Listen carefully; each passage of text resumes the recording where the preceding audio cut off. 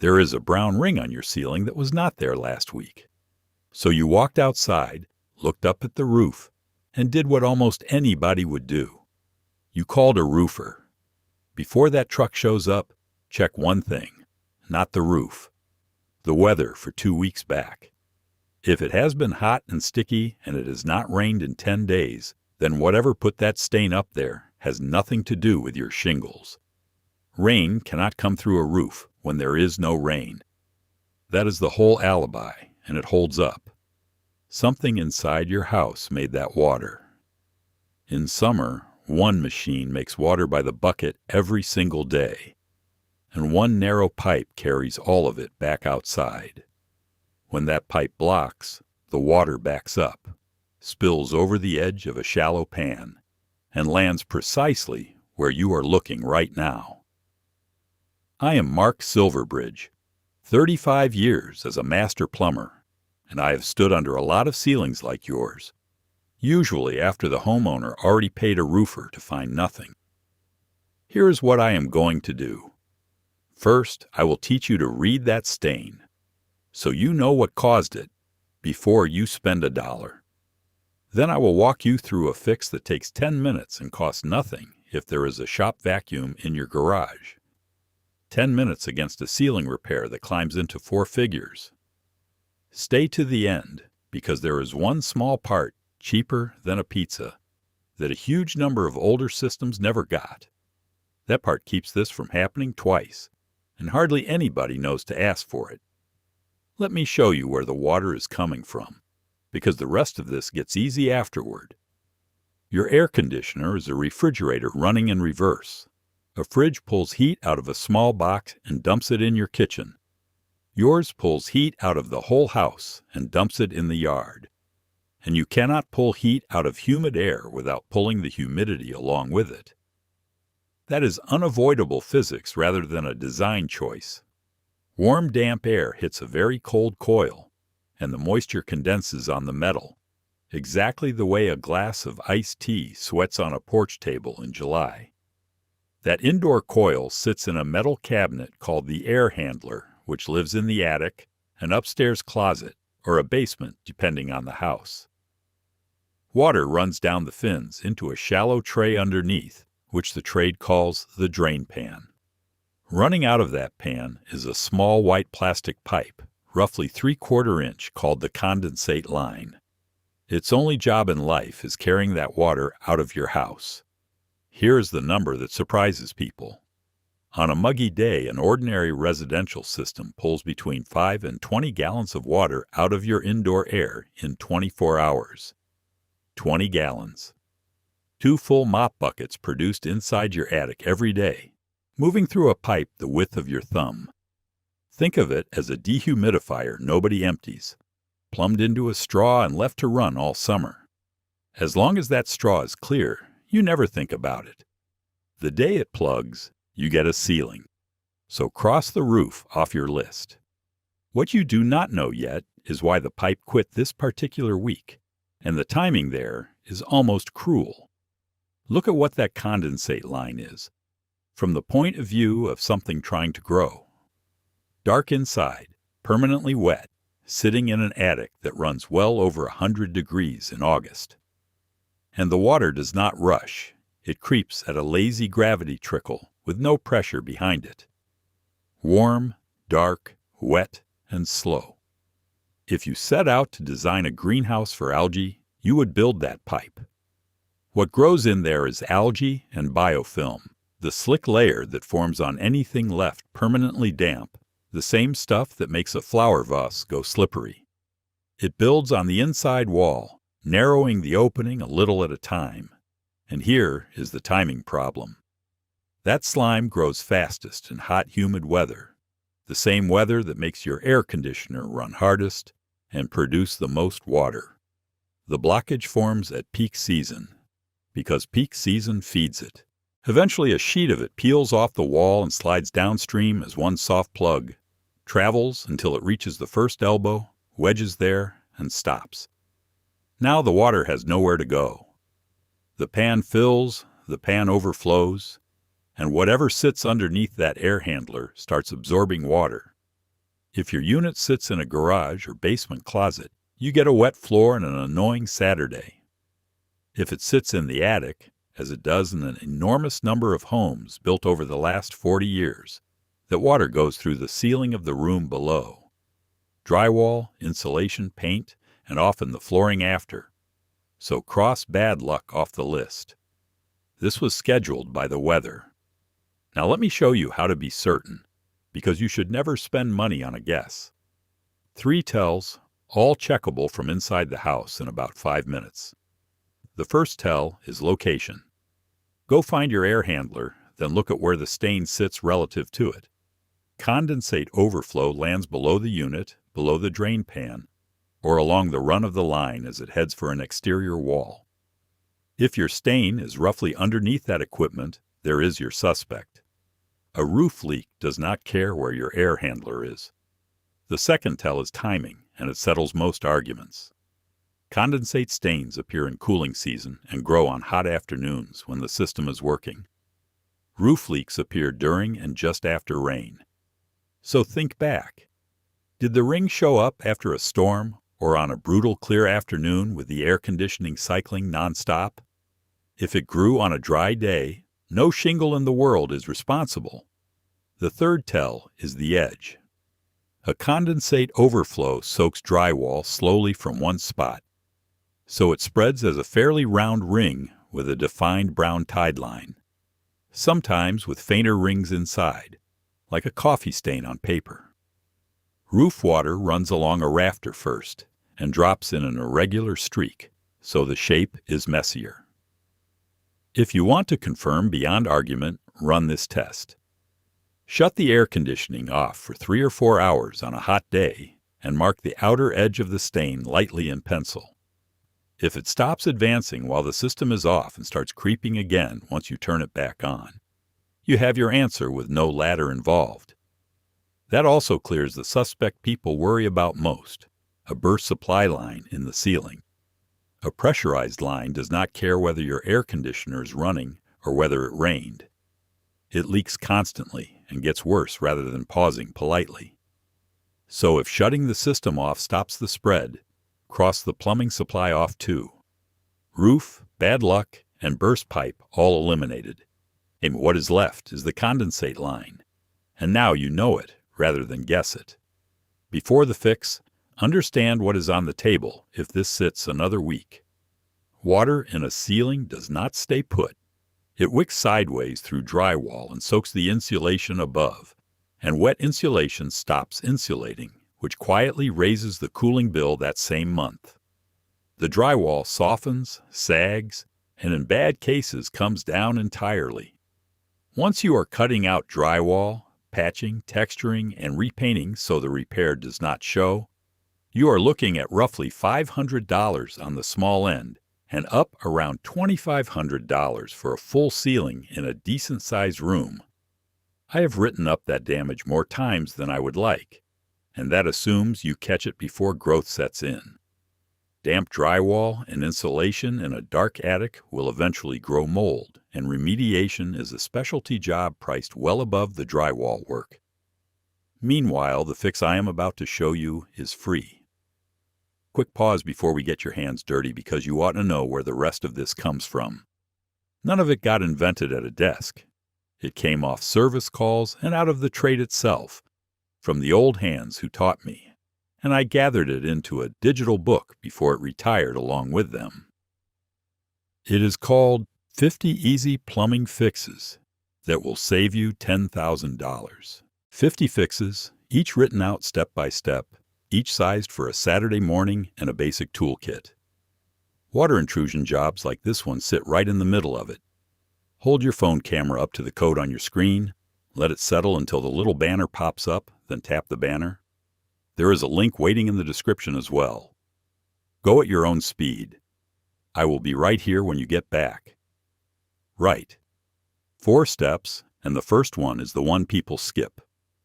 Shut the system down, and not just at the thermostat. Switch it from cool to off there, then find the electrical disconnect for the air handler. Usually a small box on the wall beside the indoor unit or the labeled breaker in your main panel, and kill the power there too. 2 reasons. You are about to work around electrical equipment while wet, and a system left powered can kick on mid-job and refill what you just emptied. Give it 15 minutes before you start, because the coil is cold and keeps dripping as it warms. Now go outside, because this is the step that does the actual work. Somewhere outside, you will find the end of that condensate line. Look near the outdoor condenser first, the noisy box with the fan in it, or along the exterior wall closest to the indoor air handler. You are hunting a short piece of white PVC pipe about the width of your thumb, stubbing out of the wall or ground between ankle and knee height, often aimed into a flower bed or splash block. On a hot day with the system running, that stub should be dripping steadily. Bone dry on a swampy afternoon confirms the blockage from the outside. Now get your shop vacuum. If you keep one in the garage, you already own the entire toolkit for this job. Take the paper filter out first, or set the vacuum up for wet pickup, because water into a dry paper filter turns it to mush. Press the vacuum hose over the end of the stub. The hose is almost always wider than the pipe, so you need a seal, and the field trick is an old rag. Wrap it around the stub, push the hose over the top, and squeeze the rag into the gap with your free hand so the vacuum pulls against the line instead of the open air around it. A decent seal is the whole game. Run it for 1 to 2 minutes. That is all it takes. You will usually hear the moment it breaks loose. The pitch changes as the vacuum stops straining and gets water, and then you hear liquid slugging up the hose. Tip the canister afterward and what comes out is dark, gritty, and unpleasant, somewhere between pond water and coffee grounds. That is the plug, and that is what sat between your sealing and a dry summer. If nothing comes after 2 minutes, break the seal. Confirm you actually have the condensate line and not some other stub. Reseat the rag and try once more. Now go back inside, because pulling the plug is only half of it. Whatever grew that plug still coats the pipe, and it will build another in a few weeks if you leave it. Near the indoor air handler, where the condensate line exits the drain pan, you will find a fitting shaped like a T with a cap on top. That is the access T. Some are a threaded plug, some a slip cap you simply lift, and some installers leave a short open stub. That opening exists specifically so you can service the line. Take the cap off and pour about 1 cup of plain distilled white vinegar in. The cheap gallon jug from the grocery store is exactly right. Let it work half an hour, then cap it again. Vinegar is mild acetic acid, aggressive enough to break down the slime clinging to the pipe wall, and gentle enough that it does not attack the pipe, the glue joints, or the metal pan above it. Now hear me on this next part, because good intentions cause real damage here. Do not pour bleach down that line. I know it feels like the stronger choice, and plenty of well-meaning advice online still says to use it. Bleach is corrosive to the metal drain pan and the evaporator coil directly above it, and over time it attacks the solvent-welded joints holding that PVC together. People do it monthly for a couple of summers, then wonder why the pan is pitted and a joint is weeping. 4th step, and this is how you know you won rather than assuming it. Turn the power back on, set the thermostat to cool, and let it run a solid hour on a hot afternoon. Then walk outside to that stub. You want a steady drip or a light trickle, which is a clear line doing its job. If it is still dry after an hour of hard running, stop there. Do not start cutting pipe, and do not go buy chemicals. A stub that stays dry after a good vacuum pull usually means one of 3 things, none of them homeowner territory. The line may be cracked or disconnected up in the attic, in which case the water is already going into your structure by another path. It may be pitched wrong, meaning it does not fall consistently downhill and hold standing water in a low spot. Or the evaporator coil may be frozen over, which is a refrigerant or airflow problem with nothing to do with drainage. Those are service call situations, worth every penny of the $150 to $300 a competent technician charges to diagnose. Knowing what to tell them is worth something too. Now that part I promised you at the start. While you are at the air handler with the cap off, look at the drain pan and the line, leaving it for a small plastic device wired into the setup. It might sit in the pan itself, or splice into the vertical section of the condensate line. That is a float switch, sometimes called a condensate overflow switch. Inside is a little float, exactly like the one in your toilet tank, sitting on a switch. When water rises where it should not, the float rises with it and cuts power to the air conditioning. Think about what that means. The system stops making water the moment the water stops leaving. You get an air conditioner that will not turn on, annoying on a hot day, instead of a ceiling in the guest room and a week of contractors. A comfort problem instead of a catastrophe. The part itself runs about $15 to $30, and a great many older installations simply never got one, because for years it was optional rather than standard. I will be straight about the install. Wiring one in means working in the low voltage control circuit at the air handler, and if that sentence made you uneasy, that is the correct instinct, and you should have it done for you. But it is a small job, and the time to ask is when a technician is already at the house for something else. Ask by name. Ask whether you have a float switch, and if the answer is no, ask what it costs to add one while they are standing there. So let me lay the whole ledger out now that you have seen every piece of it. The vacuum method costs nothing if you own the vacuum, and the vinegar is a couple of dollars a gallon and lasts all season.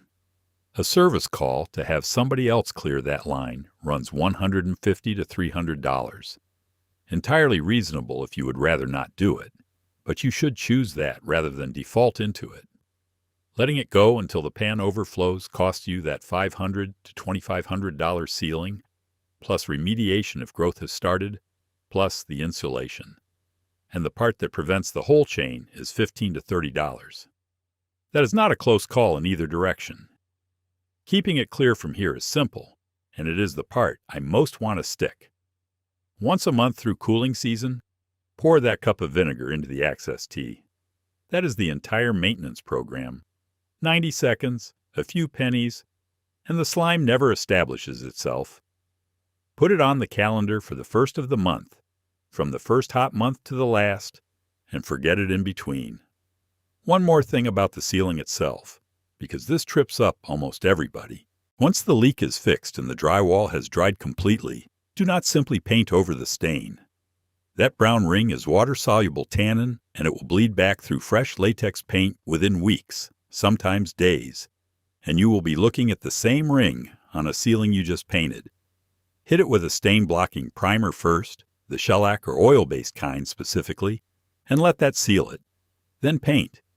Skip that, and you do the job twice. So, where does this leave you? If the stain sits under your air handler, grew on a hot, dry day, and stopped moving when you shut the system off, this is your job, and it is done before dinner with a shop vacuum and a jug of vinegar.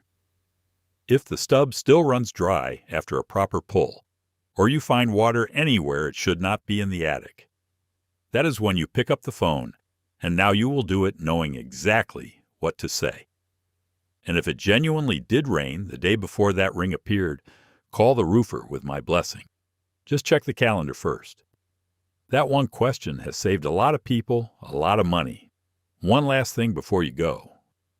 A ceiling stain is one of the very few kinds of water damage that announces itself early enough for a homeowner to stop it alone, and now you can read one. That same instinct, catch it early and handle it yourself, applies to roughly 50 other things sitting in your house right now, which is exactly what 50 Easy Plumbing Fixes that will save you $10,000 is for, including the chapters on telling when a quote is fair and when somebody is padding it. Phone camera at the code on your screen, wait for the banner, tap it. And if this was useful to you, subscribe to the Mark Silverbridge channel, where the whole point is honest fixes that keep your money in your pocket rather than somebody else's pocket. I will see you on the next one.